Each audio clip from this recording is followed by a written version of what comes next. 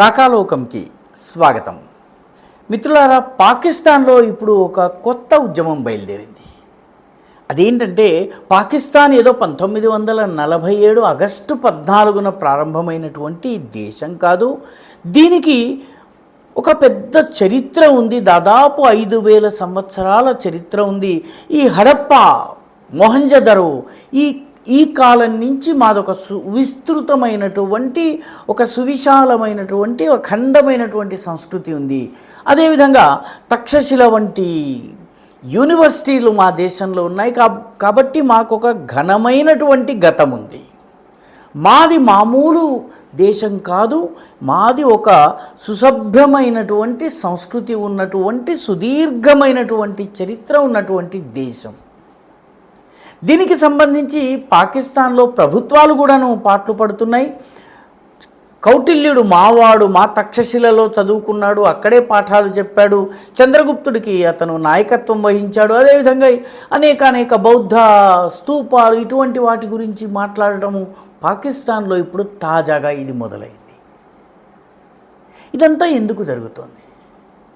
దీని వెనుక 2-3 ముఖ్యమైనటువంటి కారణాలని. హఠాత్తుగా పాకిస్తాన్ తన 500 సంవత్సరాల ఘనమైనటువంటి గత చరిత్ర గురించి మాట్లాడటము, మేము మామూలు మిగతా ఇస్లామిక్ దేశాల లాంటి వాళ్ళం కాదు, మాకు ఒక సుదీర్ఘ చరిత్ర ఉందని ఎందుకు మాట్లాడుతోందంటే మొట్టమొదటిది పాకిస్తాన్కి ఇప్పుడు ఒక ఐడెంటిటీ క్రైసిస్ వచ్చింది. తాను ఎవరు అని చెప్పుకోవాలన్నట్టయితే ఏం చెప్పుకోవాలో తెలియని పరిస్థితి వచ్చింది. అరబ్బుల్ని పొగుడుదామంటే అరబ్బులు, మీరు పాకిస్తానీలు, మీరు ఏషియాటిక్ పీపుల్, మీరు అసలు అరబ్బులని చెప్పుకోవడానికి వీలు లేదని చెప్పి అరబ్బుల దుస్తులు వేసుకుంటే బహిరంగంగా విప్పించేస్తున్నారు. కాబట్టి అరబ్బులు పాకిస్తానీల్ని 2వ జాతి పౌరులుగా భావిస్తున్నారు.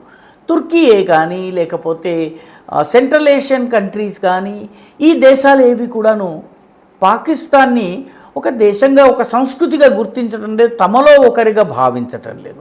ఇస్లామే, జాతీయవాదమే.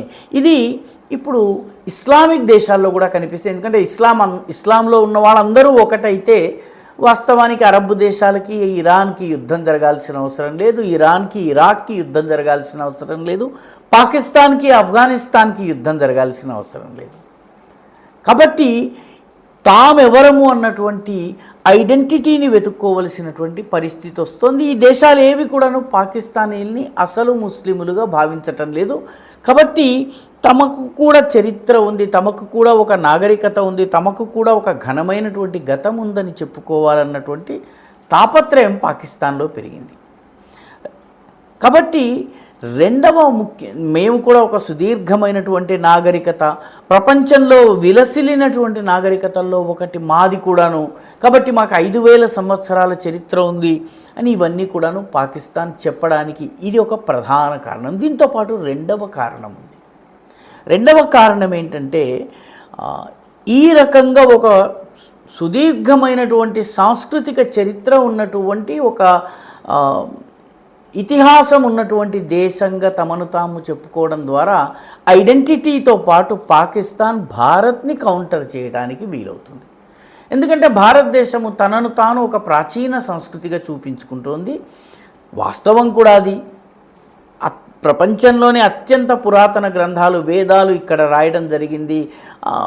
సరస్వతి, సింధు నాగరికతలు, అదేవిధంగా గంగా నది చుట్టూ వచ్చినటువంటి సభ్యత, సంస్కృతి, జీవన విధానాలు, తీర్థక్షేత్రాలు ఇవన్నీ కూడా ఇక్కడ ఈ దేశం ప్రపంచానికి చూపిస్తోంది. నరేంద్ర మోదీ వచ్చిన తరువాత ఆయన ఒక స్లోగన్ ఇచ్చారు, వికాస్ అండ్ విరాసత్. వికాస్తో ఎవరికి ఇబ్బంది లేదు, విరాసత్ అంటే సంస్కృతి, మన యొక్క వారసత్వ పరంపర. ఈ వారసత్వ పరంపరలో భాగంగా ఆయన యోగా గురించి మాట్లాడుతున్నారు. యోగా ఇప్పుడు ప్రపంచవ్యాప్తమైంది. ప్రపంచవ్యాప్తంగా యోగా డే అంటే ఇండియా గుర్తొస్తుంది. ఏ పేరిట పాకిస్తాన్ గుర్తుకొస్తుంది. అదేవిధంగా మన దేశం వసుధైవ కుటుంబకమని G20 దేశాల సదస్సు జరిగినప్పుడు ప్రధానమంత్రి వసుధైవ, ప్రపంచమంతా ఒక కుటుంబం అన్నటువంటి కల్పననిచ్చారు. అంత మటుకు గ్లోబల్ విలేజ్ అన్నటువంటి భావన ఉండేది, కానీ ఒక కుటుంబం అన్న భావన మన దేశం ఇచ్చింది. ప్రధానమంత్రి నరేంద్ర మోదీ వచ్చిన తర్వాత అదేవిధంగా మన దేశానికి చెందినటువంటి గత చరిత్రను దీనిని ప్రపంచానికి తెలియజేయటంలో ఈ ప్రభుత్వం విజయవంతమైంది. దీంతో 2-3 ఉదాహరణలు మనం తీసుకున్నట్టయితే, సుశ్రుతుడిని ప్రపంచంలోని అత్యంత ప్రాచీన సర్జన్గా గుర్తించి ఎడిన్బరాలో ఉన్నటువంటి సర్జన్లు ఆయన విగ్రహాన్ని ఇటీవలే పెట్టారు, ఇంగ్లాండ్లో ఉన్నటువంటి ఎడిన్బరా ప్రాంతంలో. అదేవిధంగా గాడ్ పార్టికల్, అసలు సృష్టికి మూలమైనటువంటి కణం ఏమిటి అన్నది అధ్యయనం చేస్తున్నటువంటి సర్న్ రీసెర్చ్ లెబారెటరీ ముందు నటరాజ విగ్రహాన్ని పెట్టారు.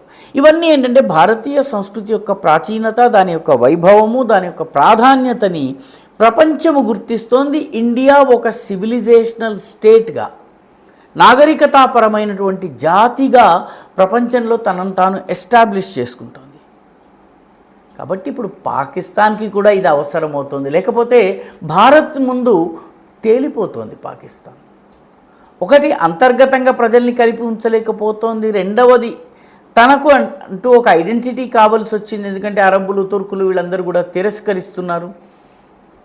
కాబట్టి ఈరోజు పాకిస్తాన్లో మనం కూడాను తక్షశిల మనదే, మొహంజదారో హరప్ప మనదే, ఇవన్నీ పశుపతి సీల్ మనదే, వీటి గురించి మాట్లాడటం మొదలు పెడుతున్నారు. అయితే పాకిస్తాన్ చిత్తశుద్ధి విషయంలో అనేక సందేహాలు ఉన్నాయి. ఉదాహరణకి చాలా చోట్ల పాకిస్తాన్లో ఇప్పుడు సింధీ నా పేర్లు, పంజాబీ ఒరిజినల్ పేర్లు పెట్టడము, వసంతోత్సవాన్ని జరపడము, భగత్ సింగ్ని తమ యొక్క ఆరాధ్యుడిగా చెప్పడం, ఇదంతా జరుగుతుంది. కానీ దీనిలో ఎంత సిన్సియరిటీ ఉంది? ఇదొక కీలకమైన ప్రశ్న. ఎందుకంటే పాకిస్తాన్లో రంజిత్ సింగ్కి సంబంధించినటువంటి విగ్రహాలను అక్కడి మతోన్మాద శక్తులు ధ్వంసం చేశాయి, ప్రభుత్వం మళ్ళీ నిర్మించలేదు. నన్కానా సాహెబ్ ఎక్కడైతే గురు నానక్ జన్మించారో దానిపైన పదే దాడులు జరుగుతున్నాయి. పాకిస్తాన్ ప్రభుత్వం దాన్ని కాపాడలేకపోతోంది. పాకిస్తాన్ గనక 5000 సంవత్సరాల సంస్కృతి మాది అని చెప్పుకుంటే, పాకిస్తాన్లో ఉన్నటువంటి సుప్రాచీనమైనటువంటి హిందూ మందిరాలన్నీ కూడాను ఎందుకు ధ్వంసమైపోతున్నాయి? దీనికి పాకిస్తాన్ ఎలా జవాబు చెప్తుంది? అలెగ్జాండర్కి పురుషోత్తముడికి జరిగిన యుద్ధంలో పాకిస్తాన్ ఎవరి వైపు? పాకిస్తాన్ సికందర్, అలెగ్జాండర్ని సికందర్ అని ఉర్దూవైజ్డ్ పేరు వాళ్ళు చెప్పుకుంటారు, మాది సికందర్ అనుచరులమని చెప్పుకుంటారు. పురుషోత్తముని యొక్క పోరాటాన్ని కానీ ఆయన చరిత్రని కానీ పాకిస్తాన్ తలుచుకుంటుందా? తలుచుకోదు. అదేవిధంగా పశుపతి సీల్ మాది అంటున్నారు. పశుపతి ఎవరు? పశుపతి అంటే శివుడు. శివుణ్ణి ఆరాధించడానికి పాకిస్తాన్ ముందొస్తుందా? లేదా శివుడు ఒకప్పుడు మా యొక్క దేవుడు అని చెప్పి అంగీకరిస్తుందా? పాకిస్తాన్లో ఉన్నటువంటి శక్తిపీఠాల మాట ఏంటి? వాటిని అసలు పాకిస్తాన్లో కానీ బంగ్లాదేశ్లో ఉన్న వాటికి గుర్తింపు ఏ రకంగా ఉంది? కాబట్టి పాకిస్తాన్ ఇది నాలుక కొస నుంచి, చిట్ట చివరి భాగం నుంచి మాత్రమే 5000 సంవత్సరాల సంస్కృతి, మొహంజదారో హరప్ప ఇవన్నీ గురించి మాట్లాడుతోంది తప్పితే పాకిస్తాన్కి వీటిపైన నిజమైన ప్రేమ లేదు. పాకిస్తాన్ ఈరోజు 2 ద్వంద్వాల మధ్య కొట్టుకుంటుంది. ఒకటి, తమ సంస్కృతిని పూర్తిగా తిరస్కరించలేని పరిస్థితి, తమను పూర్తి స్థాయి ఇస్లామిక్ దేశంగా అత్యధిక జనాభా ఉన్న దేశమైనప్పటికీ కూడాను అరబ్ దేశాలు కానీ, ధనిక దేశాలు కానీ, టుర్కియే కానీ, లేకపోతే మిగతా దేశాలు కానీ పాకిస్తాన్ని గుర్తించటం లేదు. పాకిస్తాన్ ఒక ఏషియాటిక్ దేశం, సౌత్ ఏషియాలో అంతర్భాగంగా చూస్తున్నాయి. కాబట్టి ఈ ద్వంద్వము ఇప్పుడు పాకిస్తాన్ని పట్టి పీడిస్తోంది. ప్రపంచ వీధుల్లో తమని కూడా తాము నిరూపించుకోవాలన్నట్లయితే ఏం చేయాలి? పాకిస్తాన్కి తెలియడం లేదు. అందుకే వాళ్ళు మొహంజదారో, తక్షశిల, హరప్ప వీటన్నిటి గురించి మాట్లాడుతున్నారు. అంటే దీనిలో చిత్తశుద్ధి ఏ మేరకు అన్నది మాత్రము ఒక పెద్ద ప్రశ్న చిహ్నం. ఈ వీడియో మీకు నచ్చినట్టయితే లైక్ చేయండి, షేర్ చేయండి, ఈ ఛానల్కి సబ్స్క్రైబ్ చేయండి. మీ అభిప్రాయాన్ని కమెంట్ల రూపంలో తప్పనిసరిగా పంపించండి.